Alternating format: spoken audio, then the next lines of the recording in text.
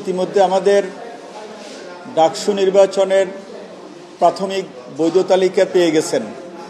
এর মাঝে অল্প কিছু ক্যান্ডিডেট তাদের মনোনয়ন ফর্মে কিছুটা ত্রুটি বিচ্যুতির কারণে তাদেরটা স্থগিত রাখা হয়েছে।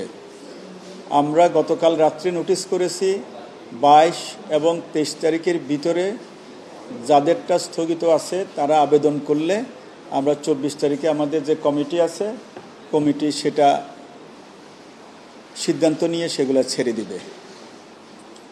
এখন পর্যন্ত 15 জনের মতো আবেদন করেছে। আমরা আশা করতেছি আজকে বিকেল এবং আগামীকাল বাকি আবেদনগুলো আসলে আমরা একসাথে কমিটিরা বসে এটা সাব কমিটি যেটা আছে সাব কমিটির কাজ হচ্ছে এগুলোকে নিয়ে বসে সিদ্ধান্ত নেওয়া। তো আমরা আশা করতেছি এটা 24 তারিখের কোনো এক সময় সেই ইস্যুগুলো সলভ হয়ে যাবে। ঠিক আছে। আচ্ছা, না প্রচার প্রচারণার বিষয় আমরা অলরেডি গতকালকে নোটিশ করেছি। হ্যাঁ, 26 তারিখ যখন চূড়ান্ত তালিকা প্রকাশ হবে তারপর থেকে সবাই নিজ নিজ পক্ষে ভোটারদের কাছে যাবে, তার ইশতেহার অথবা তার কর্মপরিকল্পনা কি সেটা ভোটারদেরকে জানাবে। সেটা অনুযায়ী তার কাছে সে তার সমর্থন কামনা করবে এবং 9 তারিখ ভোট 24 ঘন্টা বাদ দিতে হবে।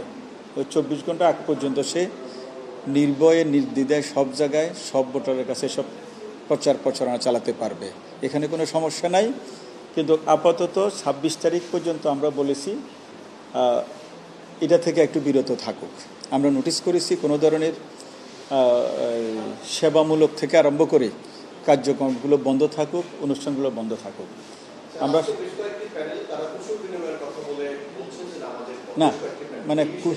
কুশল বিনয়। আচ্ছা, নামাজে গেলে সেখানে একটা সামাজিক গ্যাদারিং, সেটা দেখা হইতেই পারে। এটা নিয়ে তো আর আমাদের কোনো ঝামেলা নাই। এটা আপনি তো নামাজ তো আটটা খেতে পারবেন না, সে নামাজ পড়তে যাবে, সবার সাথে দেখা হবে, এটা একটা স্বাভাবিক প্রক্রিয়া।